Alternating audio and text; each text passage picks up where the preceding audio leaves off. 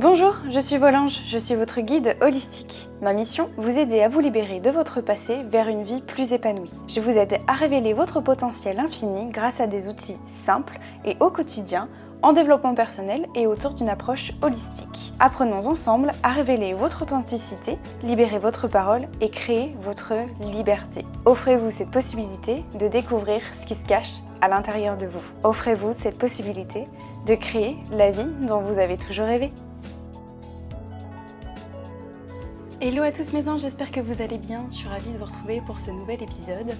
Déjà et avant tout, avant de vous parler de comment créer l'abondance, j'avais très envie de vous souhaiter une belle rentrée à tous, puisque le jour où sort ce podcast-là, eh bien, la rentrée c'était hier. Donc du coup, je vous souhaite une bonne rentrée, que vous puissiez prolonger un petit peu ce que vous avez mis en place pendant les vacances, car oui, moi j'aime beaucoup dire que en fait, on peut continuer à mettre ce qu'on a mis en place pendant les vacances et de continuer à le mettre tout au long de l'année en fait. Donc voilà. Bref, voilà, donc je vous souhaite une bonne rentrée à tous. Et puis aujourd'hui, pour démarrer ce nouveau mois de septembre, j'avais envie de vous parler de comment créer l'abondance. Ça fait plusieurs semaines maintenant en fait que je me sens vraiment dans une énergie d'abondance. Donc je vais vous expliquer ce que c'est que l'abondance déjà, peut-être que vous entendez beaucoup parler de ça et que peut-être que ça ne vous parle pas du tout. Donc voilà, je vais expliquer ça. Donc je reçois beaucoup, je ressens en tout cas, parce que je pense que c'est une énergie d'abondance. Moi je parlerai plus d'énergie d'abondance. Je me sens dans cette énergie-là en ce moment. Je reçois beaucoup de choses, que ce soit en termes de projets ou même tout simplement dans ma vie personnelle et aussi tout simplement des messages que vous pouvez m'envoyer. Ça fait partie aussi de l'énergie d'abondance. Et je vois aussi que vous êtes nombreux à ressentir ça, pour moi. C'est-à-dire qu'à travers vos messages, je reçois beaucoup en ce moment que vous me trouvez rayonnante, que je suis pleine d'énergie. Alors, même si j'ai fait une petite pause ces derniers temps, je vous reconnais sur les réseaux sociaux et ça m'a fait le plus grand des biens, mais en tout cas, c'est des messages que j'ai pu recevoir. J'en avais même parlé d'ailleurs à mon coach que j'avais rencontré lors d'un séminaire qui me l'a dit aussi. Il m'a dit écoute, je sens cette énergie qui est en toi et qui ressort beaucoup et qui fait beaucoup de bien. Et je lui ai demandé, je lui ai dit mais comment est-ce que toi en tant que coach, quel est ton œil par rapport à ça, comment tu le vois, qu'est-ce qui a pu changer en fait et qui fait que je suis dans cette énergie-là. Et bien, il m'a répondu le plus simplement possible, il m'a dit bah, écoute, je pense qu'il y a quelque chose qui s'est libéré en toi. J'ai fait ok, bon, très bien. Et du coup, j'ai dit oui, peut-être, je sens qu'il y a quelque chose qui s'est libéré en moi. Par rapport à ce point-là, je creuse encore, pour être très honnête avec vous. Je pense aussi que ce qui m'a beaucoup libérée, alors je fais vraiment une parenthèse par rapport à ça, c'est j'ai eu une période où je me suis sentie très seule, et j'étais seule. Et ça m'a vraiment permis de travailler sur beaucoup de blessures, de peurs et de croyances. Et j'ai été, j'ai subi en fait un moment où j'étais toute seule, vraiment toute seule. Et du coup, ça m'a apporté beaucoup de choses. Donc voilà. Et c'est vrai en fait, des fois, des moments où on est seul, etc. C'est très déstabilisant, c'est très angoissant parce qu'on fait face à nous-mêmes et à nos peurs, à nos pensées, etc. Mais c'est aussi beaucoup bénéfique et je pense que c'est ça. Donc voilà, bref, je referme la parenthèse, je creuse encore par rapport à ça, mais en tout cas, je suis vraiment dans cette énergie d'abondance en ce moment. Et alors, qu'est-ce que c'est que l'abondance ? Pour moi, en tout cas, ce que moi, comment je le définirais, c'est vraiment une énergie qui est réciproque. C'est-à-dire que je donne beaucoup, mais je reçois aussi beaucoup. Et ça, je vais vous en parler tout au long de ce podcast-là. Et en fait, cette énergie d'abondance, c'est le fait que, je dirais un petit peu, que l'on récolte ce que l'on sème. Et ça aussi, vous allez comprendre pourquoi. Je vais vous expliquer pourquoi après, comment justement créer cette énergie d'abondance. Et je vais vous donner des conseils aussi, mais je crois profondément que l'on récolte ce que l'on sème. Et aussi que l'on récolte ce que l'on est. J'espère que c'est clair, que j'ai perdu personne jusque-là. En tout cas, c'est un peu comme ça que je vois l'énergie d'abondance. Parce que, je vous dis souvent, il faut donner, donner, donner, donner beaucoup pour recevoir, ce qui est vrai. D'accord ? Et quand je vous parle d'énergie d'abondance, je ne vous parle pas que de l'aspect financier. D'accord ? Pour moi, l'abondance, c'est beaucoup plus que ça. L'abondance, pour moi, c'est ça se matérialise dans tous les domaines de notre vie, que ce soit dans le domaine relationnel, amical, amoureux, notre qualité de vie, financier certes, mais vraiment pas que, dans notre environnement aussi. En fait, l'abondance se matérialise dans tous les domaines. Il faut vraiment se détacher de l'aspect financier de l'abondance. C'est pas que ça l'abondance. L'abondance, c'est aussi recevoir des compliments, l'amour, de la gratitude, des projets qu'on vous propose, bref, plein de choses. Okay, et c'est pas que l'aspect financier. Alors du coup, ben, quand j'ai vraiment ressenti cette énergie-là, je me suis dit, ok, mais comment est-ce que c'est possible? Comment est-ce possible que je sois dans cette énergie-là en ce moment? Qu'est-ce que j'ai bien pu faire pour connaître cet état-là en fait, qui est une énergie merveilleuse et que je vous souhaite de connaître un jour dans votre vie, parce que c'est juste une énergie qui est incroyable, qui fait beaucoup de bien. Qu'est-ce que je ressens quand j'ai de l'abondance? Je ressens beaucoup de gratitude, de béatitude, de plénitude, je crois que c'est ça en fait. Et je vais peut-être empiéter un petit peu sur ce que j'ai envie de vous dire juste après, mais de l'alignement aussi et de l'ancrage. Voilà.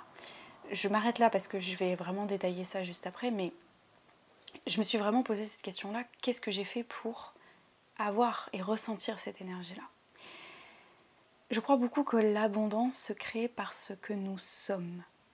On est avant de faire. Et ça, c'est très important. Donc, qu'est-ce que j'ai fait en fait pour créer cette abondance-là? Je suis. C'est vraiment le être, d'accord? On est être avant de faire. Et ça, c'est très important. Je pense que c'est quelque chose que vous avez déjà certainement dû entendre. On est le être avant de faire, d'accord? On est qui on est. Nous sommes qui nous sommes avant de faire quelque chose. Ça, c'est très important. Alors vous allez me dire, ok, c'est bien d'être avant de faire, mais du coup, comment on fait pour être? Parce que c'est bien joli tout ça, mais du coup, je fais comment pour être? Encore une fois, je vais vous parler de moi pour personnellement ce que j'ai fait pour que vous puissiez bien comprendre, et c'est du concret ce que je vous dis là. C'est que personnellement, ce que je fais pour être chaque jour, en tout cas, je crois que c'est une quête perpétuelle, d'accord? De chercher qui on est. Et c'est vraiment ça. En tout cas, je vous définirai que pour être, je me rapproche au plus près, vraiment au plus près de ma vérité, ma propre vérité. Et ça, notamment par l'introspection. Donc je me pose des tas de questions tous les jours. Voilà, je ne vais pas vous mentir. Et quelles sont ces questions-là? C'est très simple, hein. C'est qu'est-ce que j'aime? Qu'est-ce que j'aime dans la vie? Qu'est-ce que j'aime faire dans la vie? Quelles sont les personnes qui m'entourent? Est-ce qu'elles sont bienveillantes ou pas avec moi? Donc du coup, il y a aussi des relations que j'ai mis un terme pour justement être et me rapprocher de ma vérité. Qu'est-ce que je n'aime pas aussi? Ça c'est important, il ne faut pas oublier. Comment est-ce que j'ai envie de me sentir? Qu'est-ce que j'ai envie de ressentir? Qui est-ce que j'ai envie d'incarner? Quelle est la projection que j'ai envie de me renvoyer et de renvoyer aux autres? C'est un peu toutes ces questions-là que je me pose pour justement être en quête de ma vérité. J'espère que c'est clair ça pour vous. Mais pour être, il faut vraiment apprendre à se connaître. Ok? Et ça c'est vraiment très large. Ça passe de qu'est-ce qu'on aime, mais qu'est-ce qu'on n'aime pas aussi. D'accord? C'est important de savoir ce qu'on n'aime pas aussi, je crois. C'est important de savoir ce qu'on n'aime pas parce que ça permet aussi de poser ses limites. Et bref, ça c'est un autre registre, mais en tout cas, pour moi je vois vraiment ça. C'est-à-dire que je suis quand je sais qui je suis. J'incarne qui je suis quand je sais qui je suis. Est-ce que ce que j'aime et ce que j'aime pas. Ce qui est important pour moi de ce qui ne l'est pas. Je crois aussi qu'on est quand on arrête de se cacher derrière un masque. Peut-être que c'est difficile à entendre pour vous, mais on pense souvent qu'on porte une étiquette ou un masque pour nous protéger, soi-disant qu'il nous protège alors que ça ne nous protège pas du tout, clairement. Ça protège de rien du tout. Je suis très cash avec vous, mais c'est vrai. Donc quand on arrête de se cacher derrière un masque qui n'est pas le nôtre en fait. C'est-à-dire quand on incarne vraiment, qu'on dit les choses, qu'on pense qu'on est et qu'on incarne qui on est. De pas se plier à ce que les autres veulent voir de nous ou entendre de nous. Ça c'est très important. Donc stop en fait de porter un masque et si vous voulez vous rapprocher au plus près de votre propre vérité, il faut enlever ce masque-là à un moment donné. Autre chose aussi qui me permet d'être qui je suis et du coup de créer cette énergie d'abondance, et je crois que c'est le point le plus important pour moi, c'est d'être aligné, d'incarner qui on est. Ok, ça c'est vraiment très très très important. On dit souvent, vous avez sûrement déjà dû entendre qu'il faut être aligné avec la personne avec qui on est. Et ça c'est très vrai. C'est très vrai. Certes, il faut être aligné avec nos valeurs, mais surtout avec ce qui est important pour nous, de ce qui ne l'est pas, ce qu'on n'aime pas, ce que je vous disais juste avant. Quand on est aligné avec ce qu'on a envie d'être et ce qu'on a envie d'incarner, il y a cette énergie en fait qui va se créer et que les autres vont ressentir à un moment donné. Vous savez, on dit souvent, on attire ce à quoi on aspire. Je crois vraiment beaucoup à cela. Quand on est dans une énergie dans laquelle on incarne et qu'on est parfaitement, alors parfaitement c'est un peu un gros mot parce que je crois qu'on cherche toujours un peu à être aligné tout au long de notre vie. C'est la même chose que le fait d'apprendre à se connaître. Mais quand on tend vers un alignement qui est le plus juste pour nous dans un instant T, ça va se ressentir. Et les autres seront attirés par cette même énergie. D'où l'expression qu'on attire ce à quoi on aspire. Et ce à qui on est en fait, tout simplement. Par exemple, je vous donne un exemple. Moi, je crois beaucoup qu'il faut... Enfin, il faut. En tout cas, il faut tendre dans l'alignement et l'incarnation de nos valeurs. Nos valeurs, c'est quelque chose qui nous drive beaucoup. C'est ce en quoi je me reconnais tous les jours parce que c'est moi et que moi. Et l'une de mes valeurs, vous le savez très certainement, c'est ma liberté, la liberté. Si dans mon quotidien, il n'y a rien qui me permet d'être libre, comment voulez-vous que je l'incarne ? Et c'est aussi pourquoi vous écoutez ce podcast, vous vous reconnaissez peut-être dans certains de mes posts, vous êtes aligné, vous ressentez cette énergie-là. Quand vous m'envoyez un message en disant « Waouh, j'adore ton énergie en ce moment », c'est parce que vous ressentez aussi cette même énergie de liberté-là. Vous voyez ce que je veux dire ? Et donc c'est ça. Si j'incarne parfaitement, ou du moins que je tends tous les jours à incarner cette valeur de la liberté, dans ces cas-là, je suis alignée et je peux accueillir, donner et accueillir et recevoir l'énergie d'abondance. Donc, il y a un gros travail, vous vous rendez compte, sur déjà d'introspecter et puis aussi de connaître ses valeurs, ce qu'on aime, ce qu'on n'aime pas, etc. Mais je vais vous donner un petit exercice à la fin du podcast pour que ça puisse vous aider. Et le dernier point on va dire l'avant-dernier point que je voulais aborder avec vous par rapport à l'énergie d'abondance, c'est quand on parle d'énergie d'abondance, on dit qu'il faut beaucoup donner, donner, donner avant de recevoir. Certes, ça c'est ok pour moi, je suis d'accord avec ça. Donner aux autres pour pouvoir recevoir. Mais je crois aussi beaucoup que l'énergie d'abondance elle est réciproque. C'est-à-dire que c'est bien de donner. Mais je pense aussi qu'il est important d'apprendre à recevoir. Et c'est là que pour moi c'est plus difficile et je pense que c'est... Peut-être que vous allez vous reconnaître. C'est facile de donner, mais est-ce que vous apprenez à accueillir et à recevoir ? Et c'est ça qui est important parce que l'énergie d'abondance ne peut pas être unilatérale. Je peux donner, mais je peux apprendre aussi à recevoir et à accueillir. Et bien souvent, je me rends compte qu'on a du mal à recevoir les choses. Que ce soit des compliments, que ce soit des propositions de projets ou autres. Pourquoi ? Parce qu'on a toujours le mental qui revient au galop et qui dit hop hop hop, non, mais en fait non. T'emballes pas trop, c'est trop beau pour être vrai, tu mérites pas ça, etc. À chaque fois on a le mental qui revient. Alors que si vous voulez en fait être dans cette énergie d'abondance, certes il faut donner, mais il faut apprendre à recevoir et à accueillir les bonnes choses pour soi aussi. Et ça c'est très très important. Donc quand on vous fait un compliment, une proposition, etc., apprenez à dire merci ou oui merci, vraiment merci. Vous savez, je pense que peut-être vous allez vous reconnaître si je vous envoie des messages comme ça, vous me dites « Waouh, quelle belle énergie », etc. Pendant très longtemps, je répondais « Oui, mais toi aussi ». En fait, non, c'est juste « Merci ». Merci beaucoup pour ce que tu transmets, pour ce message-là, ça me fait beaucoup de bien. Apprendre à recevoir, d'accepter de recevoir ces choses-là. Et je vous invite vraiment à faire le test. Je vous invite à faire le test parce que je suis sûre que vous dites souvent « J'ai l'impression de donner beaucoup aux autres, mais que je ne reçois rien. Je ne reçois jamais. » Est-ce que c'est vraiment vrai ça ?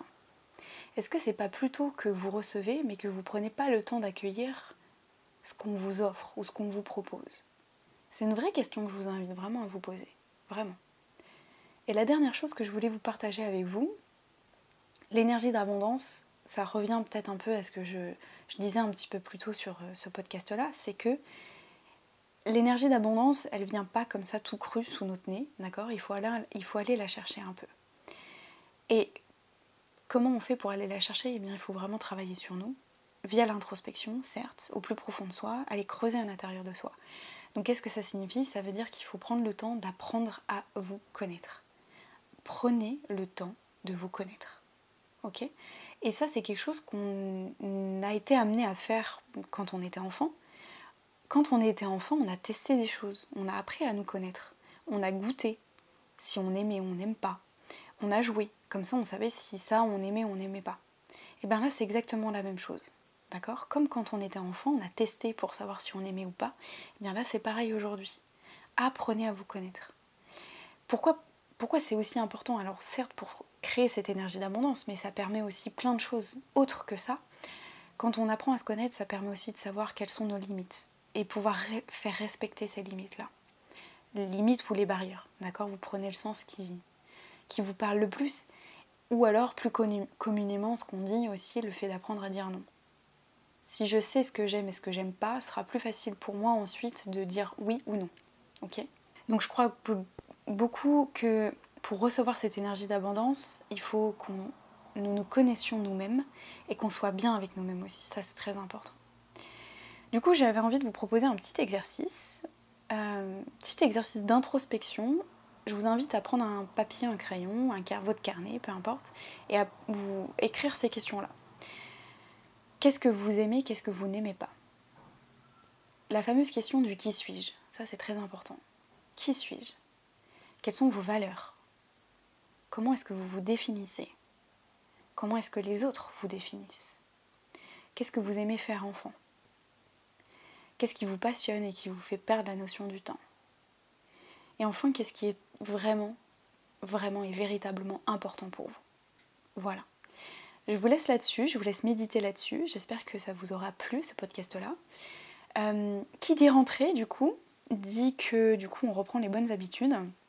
Si vous ressentez l'envie d'aller encore plus loin que ce podcast-là et que du coup vous avez envie de travailler sur vous-même et que vous avez besoin d'un petit coup de main justement pour vous accompagner sur ce chemin-là, de quête de vous-même ou d'incarner en fait votre véritable vous, vous savez que j'ai créé un programme Renaissance qui est sur 4 mois, qui est un programme qui vous permet vraiment de vous libérer d'une épreuve traumatique ou si vous vous sentez bloqué dans un état, vous avez l'impression de ne pas avancer.